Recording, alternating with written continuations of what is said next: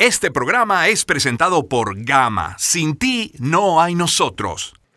Gracias por acompañarnos en la señal de éxitos. Es un privilegio improvisando que hemos preparado para el día de hoy, porque nuestra invitada es una de las más grandes artistas españolas de todos los tiempos, de la historia de ese país y de Europa, como no. Ganadora de un premio Grammy Latino a la excelencia musical, medalla de oro al mérito en las Bellas Artes 2021. Fue representante de España en el Festival de la Canción de Eurovisión en 1985, pero apenas hace días recibió en Colombia el premio Latino Music Awards por su trayectoria artística. Tiene más de 16 millones de discos vendidos y como es cantante, presentadora y actriz, pues también tiene una maravillosa carrera de musicales. Es para nosotros un verdadero privilegio recibir en nuestro programa a Paloma San Basilio. Bienvenida, ¿cómo está? Gracias, muy bien. Vaya panegírico que me has hecho nada más empezar. Yo misma no me lo creía, digo, Dios mío, todo eso amontonado. Muchas gracias. Y por resumirlo mucho, además, qué hermoso currículum. Pero es que es normal, es que son 48 años. Claro. Si en 48 años no he hecho algo, no me han dado algún premio, ¿no? Me tenía que haber dedicado a otra cosa, ¿no? Esto al final es acumulativo y hay veces que sí, es cierto. Menos mal que los años no pesan, porque si no, imagínate tú, tendría como una losa aquí encima, ¿no? Pero gracias a Dios no, ha ido volando todo mucho y todas las cosas que he tenido que recibir, los premios, las cosas que he ido haciendo, pues la verdad es que me daban ligereza, no me daban ningún peso. Claro. Paloma, yo con mucha ilusión he venido preparando esta entrevista desde hace un par de días y aunque hay una gran batería de preguntas, venía ahora en el carro para acá y decía, es que quiero empezar por la sensibilidad. ¿De dónde sale esa sensibilidad que le hace cantar con la pasión con que lo hace? Esa sensibilidad que le acerca a las letras, a la literatura, esa sensibilidad que le acerca a un lienzo para pintar. ¿De dónde nace? ¿Cómo era esa casa? ¿Cómo fue esa infancia? Pues es muy bonita la pregunta que me haces, porque yo creo que sí es cierto que aunque hay siempre como un duende, ¿no? Como una llama, como una esencia, como algo mágico que un ser humano puede tener dentro y que se desarrolla espontáneamente, ¿no? Evidentemente el entorno es muy importante, porque si una niña nace con una enorme capacidad para inventar cosas, para crearse un mundo mágico, para disfrazarse, para bueno, pues transformar la realidad a su alrededor, y la familia todo eso lo considera una pérdida de tiempo, niña, déjame en paz, déjame de dar el tostonazo, eres una pesada, quítate ese traje, ¿qué haces con esas flores? Pues evidentemente hubiera sido muy difícil. Yo creo que yo tenía un padre y unos padres maravillosos. Mi padre era un melómano, era un soñador. En casa siempre éramos todos muy soñadores, sobre todo fundamentalmente mi padre y yo. Soñábamos despiertos. Uno de los sueños grandes era, por ejemplo, América. América siempre estaba en su mirada y en esas imágenes que él quería de alguna manera tocar con los dedos y que por fin pudo tocar precisamente en esta tierra maravillosa cuando yo lo traje. Y yo creo que eso me permitió crecer natural, sin ningún tipo de cortapisa, sin prejuicios, sin que nadie dijese esta niña no está bien de la cabeza. Entonces, yo creo que la sensibilidad en el fondo es la permeabilidad que tienes para que tu entorno te llegue, para tú también contagiar el entorno con tu esencia, con tu forma de ser, con esa interlocución que hay entre las personas, las situaciones, los países, los olores, los espacios y tú, ¿no? Y yo creo que eso es algo transversal que no tiene que simplemente centrarse en la música. Yo creo que es un poco el concepto renacentista, ¿no? De que si tú tienes sensibilidad y eres creativo, lo vas a hacer en todo lo que hagas. Y yo animo mucho a la gente a que se atreva, porque a veces la gente tiene ese don, pero no se atreve, porque tiene miedo, por prejuicio, por inseguridad, que van a decir. No, tú sigue, expándete, crece, confía en ti porque tienes dentro un mundo maravilloso. Paloma, antes de presentar formalmente a Miguel, acaba de hacer algo que es un ejercicio que yo le quería pedir que hiciera, y es que cerrara los ojos y pensara en su infancia y que nos describiera a qué lugar de la casa o en qué sitio, en compañía de quién, y a qué huele esa infancia, qué sabe esa infancia, qué suena en esa infancia, en ese padre melómano. Pues mi infancia es, como diría Machado, son recuerdos de un patio de Sevilla. Y además es verdad, porque yo me crié en Sevilla. Y entonces teníamos un hogar muy curioso, porque en aquella época pues, había habitaciones que se reservaban siempre para las visitas, ¿no? Que era el salón. Pero luego nosotros teníamos un cuarto de estar en el que estaban las camas plegables de mis hermanos, donde comíamos, donde estaba la radio, donde cosía mi abuela y donde yo hacía mis disparates. O sea que allí hay pues un olor enorme a jazmines, porque era un balcón chiquito. Y luego cuando pasaban por allí las procesiones con la Virgen, todo el palio estaba lleno de flores que le tiraban de todas partes. Había un sonido de encaje de bolillos chiquititos que yo aprendí a manejar. Estaba el sonido de la máquina de coser Singer de mi abuela cuando nos hacía toda la ropa, mis camisones, mis batas. Había un olor que venía del fondo de la casa, de la cocina, ¿no? Que era el olor de los guisos, el olor de la cocina económica con carbón. Había tantos olores y todo se mezclaba y convivía, ¿no? Retomamos, Paloma, en esa descripción de casa. Retomamos el sonido de la máquina de coser, de la Singer, donde yo te decía que me hacían las batitas de franela y los camisones, porque en Sevilla hacía mucho frío en invierno, que la gente pensaba que no, pero sí, porque el Guadalquivir nos mandaba su aliento fresco y húmedo y aquello era tremendo. Y entonces ese mismo sonido iba por todo el pasillo hasta el fondo, que es donde estaba la cocina y donde aparecían los olores del café que se molía, los olores de los potajes, de la ropa que se lavaba en un lavadero justamente en una esquina, el olor a añil, cuando se ponía el añil, el almidón, toda esa cantidad el olor de la ceniza cuando ya se apagaba la cocina por las noches, las empanadillas que se hacían, que todo era casero, todo era manual, y yo ese rito lo adoraba, sentarme allí en una sillita de Enea y ver cómo empezaban a hacer cosas que a mí me parecían tan ricas y decirle, ¿me dejas un poquito de la masa que voy a hacer panecitos? O sea, es que todo eso es un poco esa imagen que tú me pides y que, como te decía, es tangible, es como una imagen tan 3D, tan 3D. Es que yo no necesito el metaverso, me voy allí y ya tengo todo ese mundo. Gracias por transportarnos, porque al hablar de carbón y de potajes, pues también me lleva a mi infancia con mi familia, mi madre, mi abuela asturiana.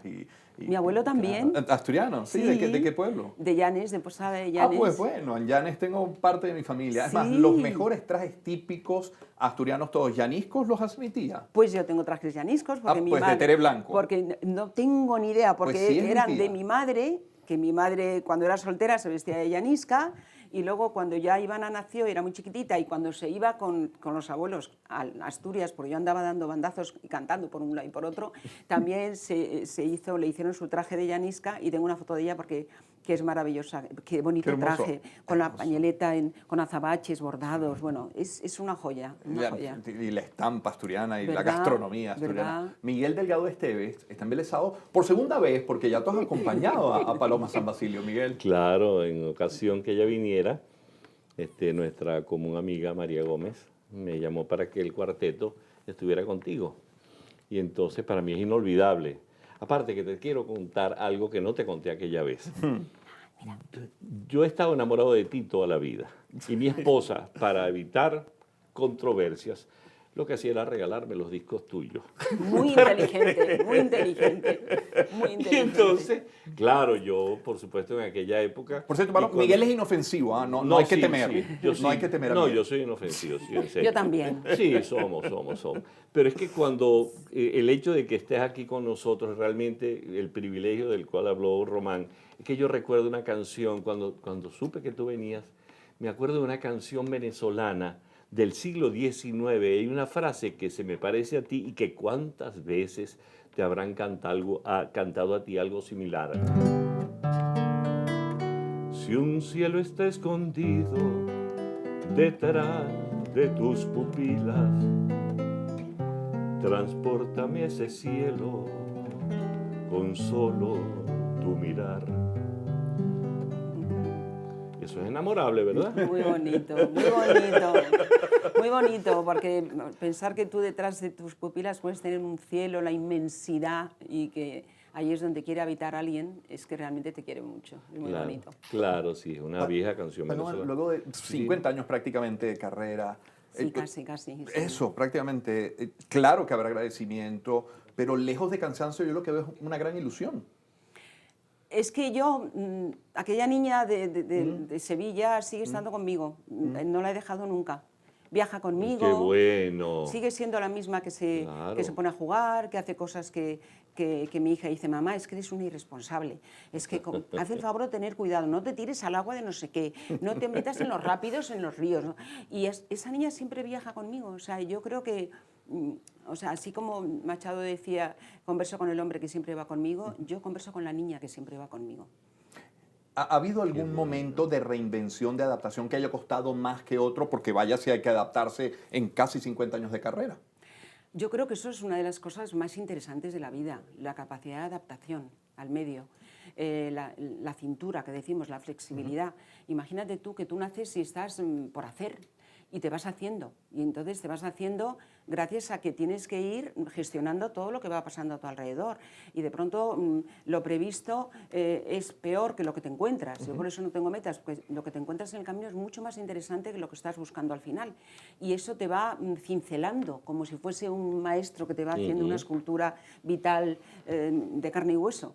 Y a mí me parece que eso es maravilloso, seguir siempre moviéndote y lógicamente adaptándote a situaciones complejas. Yo me dedico a una profesión que no contaba con ella, que venía en mi sangre, o diríamos en mi forma natural de ser, pero con la que luego te encuentras y dices, madre mía, yo no sabía que esto era así, que había el otro, que hay esta gente, que tal, que la compañía de discos, que fíjate tú, que los aviones, que tengo que hacer un montón de entrevistas, y todo eso, poco a poco lo vas convirtiendo casi en un juego, lo vas convirtiendo en un aprendizaje, en una posibilidad de disfrutar de todo eso, de que cada entrevista sea algo distinto y sugiera algo en ti distinto.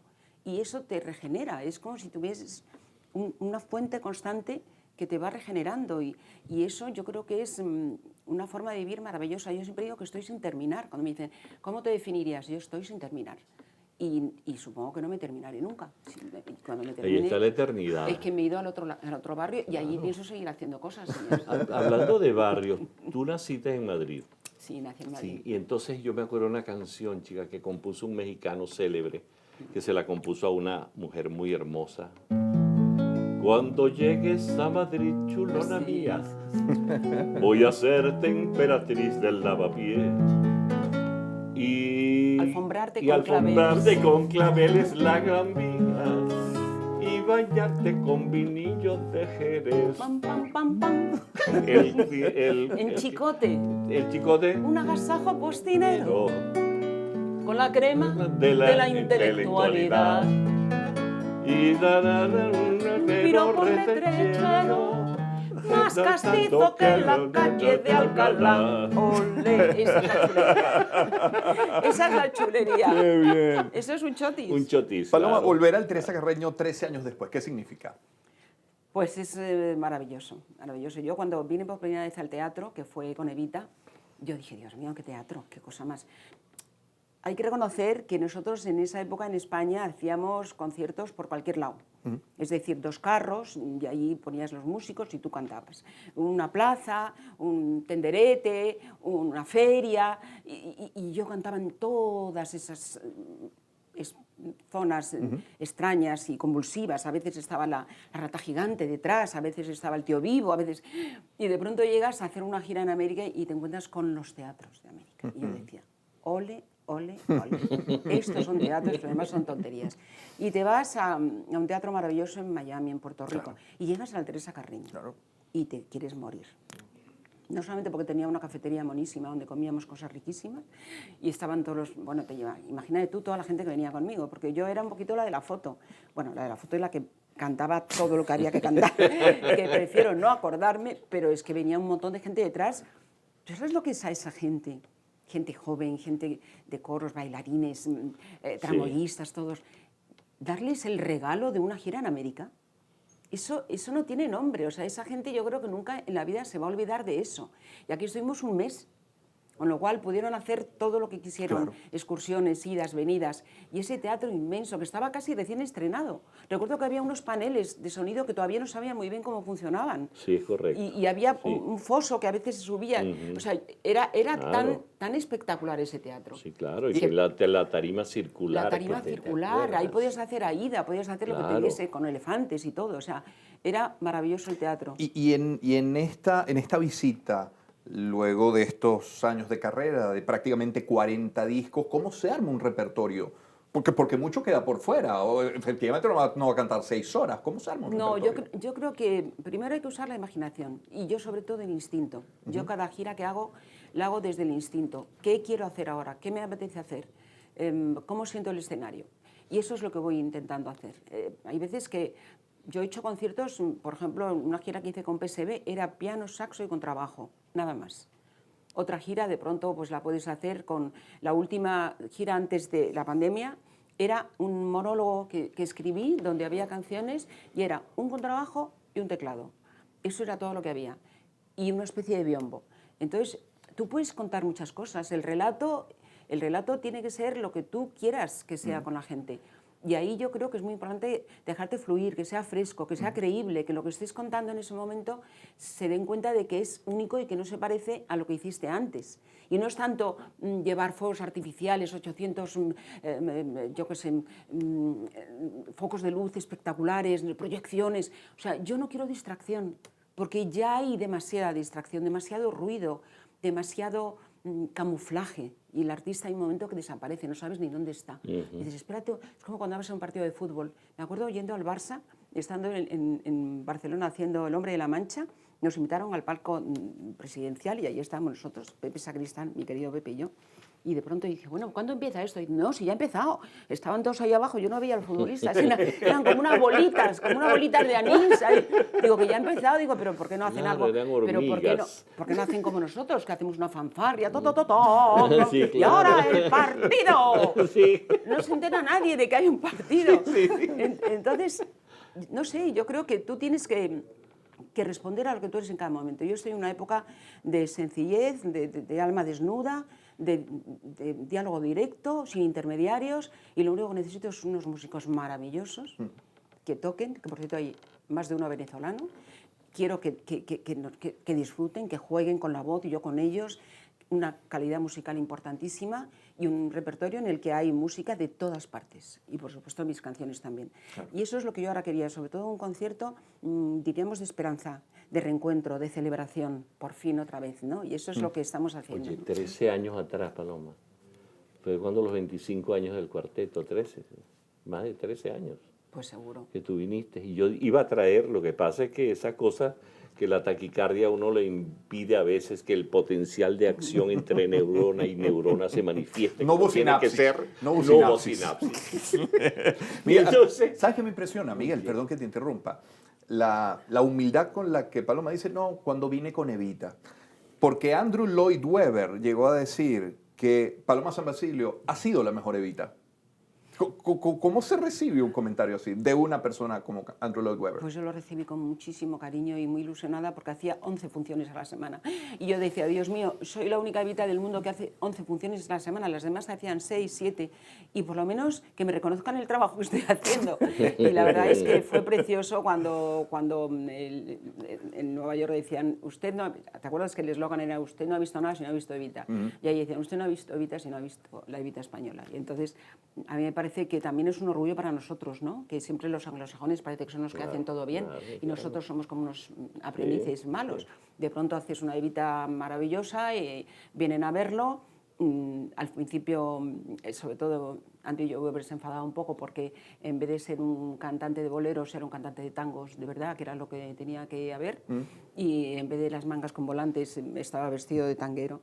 Y entonces hubo sus más y sus menos, pero reconocieron que aquello era impecable, de calidad y de todo, y evidentemente mi trabajo vocal y actoral era muy fuerte, era muy emotivo, porque yo no sabía actuar de otra manera. Yo no estaba en el Actors Studio, yo no había hecho los métodos maravillosos de interpretación, yo solo sabía sentir. y aquello pues se notaba mucho. Tú utilizaste una expresión, la humildad. Yo recuerdo una vez una señora, tú sabes que los músicos a veces somos un poco antipáticos, ¿no? ¿Ah, sí? Sobre Tú todo, siempre. No lo sabía. No, yo, Siempre. una amiga me dice que yo me pongo bravo sin ensayar. Pero el asunto es que lo de la humildad, recuerdo que en una ocasión, en un estudio de grabación, yo estaba dirigiendo una cuestión, entonces yo me puse un poco antipático. Y debo reconocerlo, y estaba una señora, madre de un amigo, allí, y cuando salimos, ella me dijo, primero me montó en el cielo, me dijo que usted es muy talentoso, usted tiene... bla, bla, bla, bla. Pero yo le voy a dar un consejo, trate de ser más humilde, porque así las virtudes que usted tiene, que son muchas, se le notan más. Sí, no, Entonces me parece una técnica buenísima. es una buenísima técnica y yo creo que es una buena forma de andar por la vida, porque realmente estamos constantemente recibiendo lecciones de todo, Claro. dándonos cuenta de cómo nos equivocamos, cómo estamos constantemente viendo cómo cuando parece que tenemos todo controlado se te desmorona el castillo de naipes. Yo creo que la humildad no es una baja autoestima, es el reconocimiento de nuestras limitaciones y de todo lo que nos queda por aprender. Hay un pintor que yo adoro, que es un pintor segoviano de la escuela americana, que se llama Esteban Vicente, que yo recomiendo que veáis porque es abstracto, pero a mí me encanta el abstracto. Y me acuerdo que tenía 80 y tantos años y hizo un compendio de su obra y el título del libro era Aún aprendo. Y a mí me parecía que esa es la forma de vivir, aprender hasta el final y tener claro que te queda mucho por hacer, porque si te crees que eres Dios, entonces prácticamente ¿qué vas a hacer el resto de tu vida? Si ya estás puesto en la divinidad, entonces no te queda nada por hacer, ¿no? Hablando de pintores abstractos, esta semana se cumplieron años de, no sé si el nacimiento o el fallecimiento de Mateo Manaure, uno de los Claro, grandes, de los grandes, del arte sí. abstracto. Sí. Hablando de virtudes y de capacidades, Paloma San Basilio es nuestra invitada del día de hoy. ¿Qué capacidad, Paloma, para en su carrera separar lo que es el trabajo de la vida íntima, de la vida familiar, de la vida personal? Y luego la capacidad de llevarse bien con la prensa. Y estamos hablando de una prensa rosa que en España es incisiva, llega a ser inquisidora, ¿no? Ya, lo que pasa es que, bueno, yo creo que tú también recoges lo que siembras, ¿no? Yo desde un principio he sido muy transparente con los medios. Cuando había cosas que contar, yo era la primera que abría mi casa y si querían hacer un reportaje en casa sobre mi próxima gira o mi disco o cualquier otra cosa, yo no tenía ningún tipo de problema. Eso sí, yo nunca he abierto mi casa para contar mi vida, para contar mis desgracias, ni siquiera mis éxitos. O sea, yo creo que la privacidad es muy importante porque diríamos que es el manantial del que tú te alimentas. Si tú ese manantial lo abres, lo expandes y lo dejas escaparse, al final no eres nada. Y yo creo que tú tienes que tener una línea muy sutil, no es una línea dura, ni rígida, ni roja siquiera. Es una separación sutil entre tú como artista y tú como persona. Lo cual no quiere decir que seáis dos personas distintas. Yo soy exactamente igual en el escenario que cuando me bajo. Y digo las mismas cosas, o otras, o me río, o me equivoco, o no me sé la letra. O sea, no hay dos personas, una que tiene un personaje escénico, diríamos un poco prefabricado, y luego la otra persona que baja de ahí y que ves que no tiene nada que ver, ¿no? Yo soy la misma persona y lo que hago es que tengo vasos comunicantes entre una y otra. La persona privada, como quien dice, se alimenta de muchas cosas que luego va a verter en la persona que está en el escenario. Por eso todo lo que hago o lo que descubro en viajes y todo, luego tiene repercusión en lo que canto y cómo lo canto, ¿no? Y hablando de alimentarse, de los estudios de filosofía y letras o de psicología, ¿qué queda? ¿Qué aplica a diario? ¿Qué le acompaña? Pues mucho. Sobre todo el seguir el arte de pensar, el arte de preguntarme cosas, seguir leyendo, seguir averiguando. ¿Qué cosas se pregunta? Pues la verdad es que en general me pregunto mucho sobre mí misma porque creo que la psicología me enseñó a autoanalizarme. Yo creo que en esta profesión es muy importante para no perder el norte y el sur y para seguir sabiendo quién eres. E incluso para desarrollar un diálogo interior que te permita en momentos de crisis salir de esa situación. Y en momentos en los que se te escapan de las manos las cosas, también aprender a manejarlo, sin necesidad de buscar ayuda externa o cosas o bastones o muletas, ¿no? Porque también tenemos que aprender a manejar las cosas difíciles igual que las fáciles, ¿no? Pero yo me pregunto mucho sobre casi todo, sobre la esencia del ser humano, sobre cuál es el futuro, cómo vamos a seguir como sociedad, como cultura.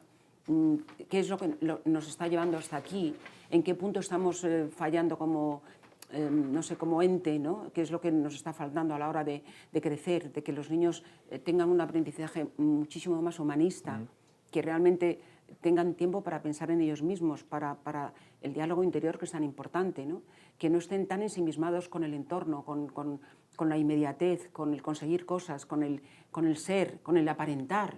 Esa sociedad en la que ahora mismo todo el mundo quiere que le digan I like, pero ¿por qué tienes que decir a todo el mundo que te guste lo que tú haces? Si realmente lo que tú haces tendría que importarte a ti y a unos cuantos más, porque los demás realmente ni te conocen, ¿no? Y van a darte a ti, le van a dar a otro, y al final todo eso es efímero. Polvo en el viento, como dice, polvo en el viento, como dice el libro de Padura, que es tan bonito, como polvo en el viento. Román habló sobre ti como actriz, como cantante, como escritora, con tu afición también por la pintura. Te pregunto, ¿tú has intentado componer alguna canción? ¿De qué te ríes? ¿Por qué te ríes? Porque aquí donde me ves, yo que leo tanto, que escribo tanto, que uy, qué de cosas hago, musicalmente soy analfabeta. ¿Tú lo entiendes eso? Yo no, tampoco. mi amor, eso no pues quiere es así. Lo que pasa es que yo creo que tengo una musicalidad natural. Entonces, yo me acuerdo una vez cuando me dieron un premio en la universidad, miembro de honor del claustro de las artes de la Universidad de Alcalá de Henares, esas cosas que te dan de vez en cuando, que dices, Dios mío, que aquí estuvieron todos, que aquí estuvieron aprendiendo el arcipreste de Ita, y tú te quedas ahí con un frío en ese sitio diciendo, ¿y yo aquí qué hago, no? Y fue curioso porque cuando me lo dieron, de alguna manera lo que venían a decir es que es la creatividad del intérprete, ¿no? La capacidad de transformar del intérprete las cosas. Entonces yo creo que yo compongo cuando canto, porque cambio las melodías, porque las llevo de otra manera, porque el tempo se convierte en otra cosa, porque de pronto bajo el ritmo, porque de pronto hago un silencio. Yo creo que es una forma también de componer. Claro. Y musicalmente creo que es la musicalidad natural que tienes cuando oyes algo y automáticamente te pones a cantarlo y tienes una forma distinta de interpretarlo incluso de lo que estás oyendo, ¿no? Y luego, sí, letras, sí he hecho muchas letras, porque el texto, yo a veces he sido muy pesada, si no me gustaba lo que me traían, pues ¿por qué me abandonaste es mío? Pues no sé, hay muchas canciones mías, ¿no? Pero bueno, fundamentalmente lo hago por recurso, porque no me gusta lo que hay, digo, me pongo a escribir, y me pongo a escribir las letras. Pero la música siempre... Solamente compuse una canción una vez, cuando empezaba, que era muy bonita, y la hice con un guitarrista que era el que formaba parte de mi grupo, un guitarrista uruguayo que venía conmigo, y él me transcribía la música, y era una canción muy mona, muy graciosa. Paloma, en eso de cuestionarse el futuro, se ha preguntado por el futuro de la música partiendo de lo que hoy tenemos, de lo que hoy es moda. ¿Qué va a pasar con la música? Pues ¿sabes qué pasa? Que somos tan poca cosa en el universo, somos como una gota de agua en mitad de un océano, que preocuparme por qué va a pasar con el futuro de la música me parece una pérdida de tiempo. No sé lo que va a pasar con nada, no sé dónde vamos a ir. Todos somos una masa que evoluciona en direcciones distintas. A veces una amalgama, a veces contradictoria incluso, ¿no? Pero todo ese movimiento que es la humanidad va a seguir avanzando, queramos tú y yo, en la dirección que queramos. Yo creo que lo importante es seguir dentro de esa masa que se mueve, tratando de sacar lo mejor de ella y aportando lo mejor a ella también, ¿no? Y teniendo claro que somos efímeros, porque ahora mismo han desviado un asteroide, pero a lo mejor hay otro gordísimo que no lo pueden desviar, y terminamos como los dinosaurios, y con un agujero enorme, ¿entiendes? Y entonces, y todas esas preocupaciones que teníamos, tanta obsesión por el futuro, qué va a pasar, por la censura, por esto no me gusta, estos que hacen. Yo creo que lo importante es que seamos buena gente y que sigamos intentando ser buena gente y de alguna manera irradiar esa armonía, esa bonomía, ¿no?, en lo que nos concierne, e ir avanzando todos juntos, porque si no vamos todos juntos no vamos a llegar a ninguna parte, y ese es posiblemente el único temor en mucha distancia que tengo, ¿no?, el hecho de que como humanidad volvamos a fracasar una vez más, como tantas veces, ¿no? Y hablando de las canciones, hay una canción que nosotros te acompañamos con el cuarteto en aquella ocasión, y yo recuerdo, pero no sé por qué tú la escogiste. Ansiedad de tenerte en mis brazos, musitando palabras de amor, ansiedad de tener tus encantos y en la boca volverte a besar. Tal vez esté llorando mi pensamiento, tus lágrimas, mis lágrimas son perlas que caen al mar y el eco adormecido de este lamento que hacen que esté presente en mi Se la soñar. sabe. Tal vez esté llorando al recordarte y estreches mi retrato con frenesí. Y hasta tu oído llegue la melodía salvaje, el eco de la pena de estar sin ti. ¡Qué bello! Paloma, Miguel tiene futuro en la guitarra, ¿verdad? Tiene muchísimo futuro, mucho más que yo. Gracias, amiguito. Pero vamos a ver. Él es mi amigo, ¿sabes? ¿Por qué voy a elegir esa canción? Ajá. Pues te lo voy a decir y te vas a morir.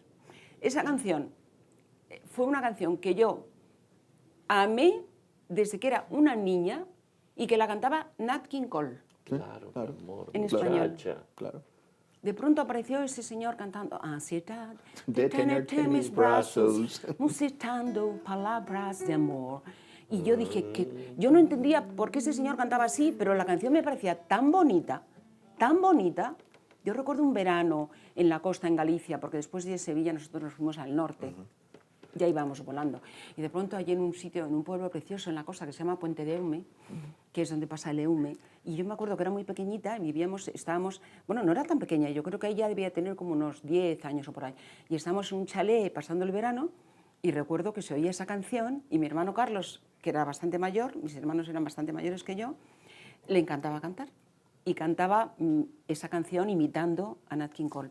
Y yo, entre que mi hermano era guapísimo y que me parecía Superman, y esa canción tan bonita, y luego cantaba también, le gustaba muchísimo cantar también los temas de los Platters, y lo cantaba en un inglés que nadie entendía porque él tampoco sabía ni papa de inglés. Inglés sevillano, que es muy No, bueno. decían smoke gets in your eyes. Y yo decía, no se puede cantar mejor en inglés.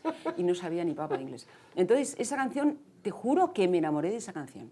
Y después es cuando yo descubro que es de Echenique, que es de este país, que está en el alma de la gente. Y lógicamente yo esa canción la tenía que cantar porque es que a mí me eriza. O sea, es una canción que me parece de las cosas más bonitas que se han escrito. Sí. Estuvimos con Chelique Saravia el día que cumplía 80 años, es decir, que la canción está cumpliendo 65 porque Chelique la escribió el día de su cumpleaños número 15. Fíjate. Ahí estuvimos con él. Montado en un bus. Con 15 años escribió Con la canción. 15 mi amor. años Mira qué escribió esa precoz. Pero Qué precoz. barbaridad, Oye, qué barbaridad. por razón Bueno, sufrió tanto y se cuántos casó, sentimientos, se ¿no? casó tantas veces. No, mentira. me dio tiempo. Bueno, Teresa Carreño empezó a tocar y, Claro. ya estuvo Claro. tocando en todas partes, con 9, con 11 años. Claro. Y bueno, y la veías así tan seria, como si realmente supiese, y es que sabía. Entonces, cuando hay alguien precoz, es precoz y es talento, y ya está. Y era niña, una niña. Imagínate tú cuando la vieron Brahms y Grieg, Edward Grieg. Y me acuerdo que Brahms, hay esa cosa del machismo y la cosa tan Ya, antipática, ya. dijo, algún día serás, no Liszt, creo que fue quien lo dijo, algún día serás uno de nosotros. Ya, pero ¿tú te acuerdas de eso? Pues acabo No, de decir, yo me acuerdo de eso. no, Entonces yo tú sé estuviste que ahí. Cleopatra murió por picada de culebra. Porque lo leí. No porque yo viví en aquella época romana. Paloma, gracias. Ha Gracias, sido Saúl. un rato Se extraordinario. nos acabó el tiempo. Así es, más de media hora en Dios. esta conversación deliciosa que pasó, como si de 5 minutos se Qué tratara. lindo, Bueno, mi no amor, pasa nada. qué Si tenemos honor. algo que contar para la próxima. Pero seguro, ojalá y se repita. Miguel, ¿con qué cerrar? ¿Sabes la cantidad de cosas que tengo que contar?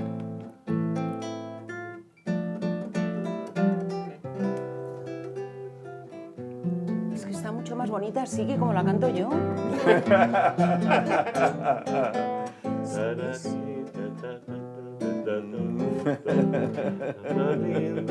El sábado la voy a cantar, ¿eh?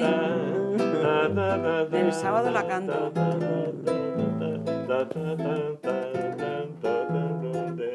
Así es. Cariño mío, no sé qué hacer. seguir tocando, que lo haces muy bien. Y nosotros felices de estar con té. Gracias, Paloma. Gracias, Paloma. Gracias a vosotros. Paloma San Basilio, Miguel Delgado Esteves. Este fue nuestro Improvisando por el día de hoy. Gracias a vosotros. Este programa fue presentado por Gama. Sin ti no hay nosotros.